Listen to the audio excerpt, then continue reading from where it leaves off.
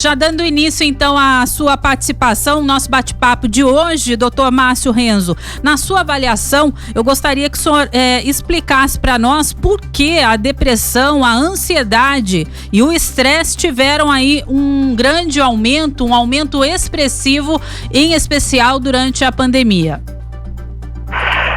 Então, Ellen, uma coisa importante de se destacar é que antes da pandemia, a Organização Mundial de Saúde, todos os anos, 300 milhões de pessoas sofrem com depressão e cerca de 800 mil tiram a sua vida através do suicídio.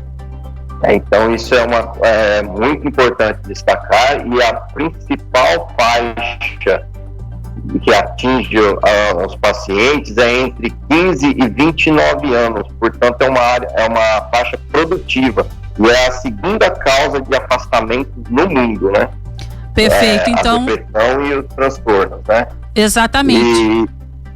E é importante também que, principalmente as crianças e adolescentes, antes da pandemia, era um público estimado de 12% sofria desses transtornos, né? E durante a pandemia pulou para 25%. E os transtornos ansiosos de 11% passaram para 20% dessa faixa, né? Então, vê como a pandemia nos afetou bastante, né?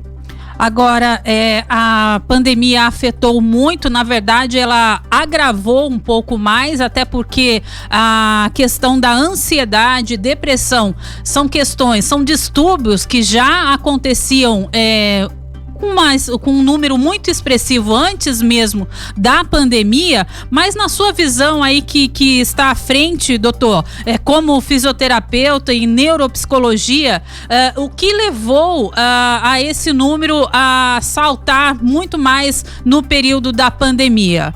Seria, de repente, a questão do isolamento social, por exemplo? Então, a pandemia foi um prato cheio, né, para esses gastos financeiras, desemprego, o isolamento social, né, que é tão para nós, né, que somos seres sociáveis, né, a frustração dos planos de vida e principalmente o medo de morrer, né. Trouxe esse aumento substancial aos casos tanto de depressão quanto aos de transtornos de ansiedade, né? Perfeito. Agora, o senhor citou aí uma faixa etária muito importante, que seria entre os 15 aos 29 anos.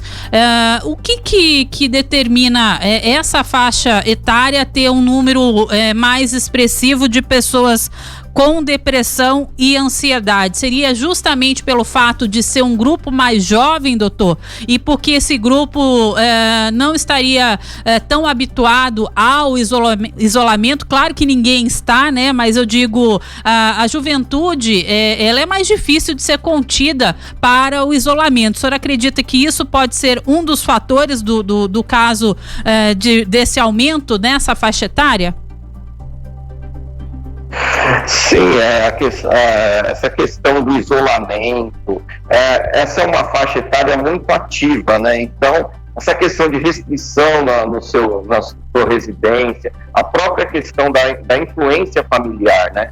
Porque o que principal afeta as pessoas são a questão da restrição, essa questão também do convívio familiar que foi alterado bruscamente, e isso faz com que nós tenhamos principalmente nessa faixa etária, essa influência, né?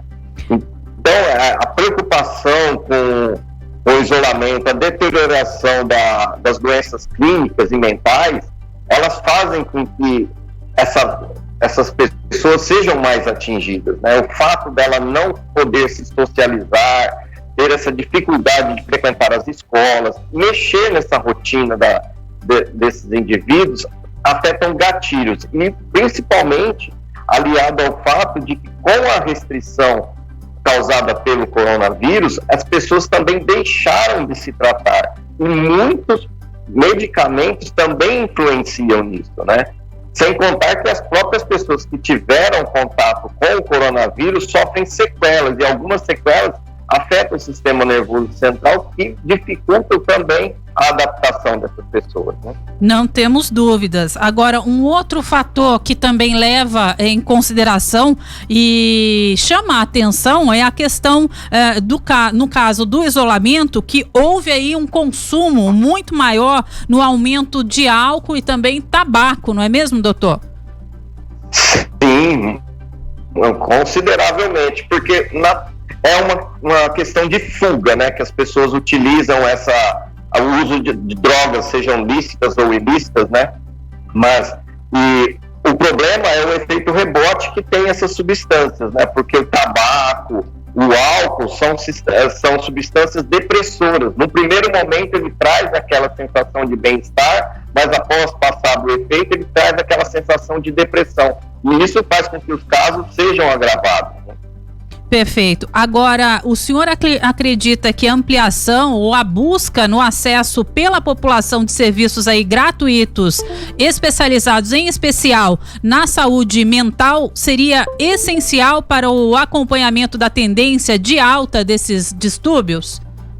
Sim, é importante que toda a população esteja ciente, não só a pessoa afetada, mas também como os seus familiares, que os primeiros sinais de depressão ou ansiedade, procurem os CAPs, a UBS mais próxima. Os CAPs são os Centros de Apoio Psicossociais, e as UBS, para que tenham o tratamento o mais rápido e adequado possível, visto que será uma tendência esse aumento de casos, porque nós ainda não passamos, né, e essa questão também do surgimento, ela ainda perdurará por mais algum tempo.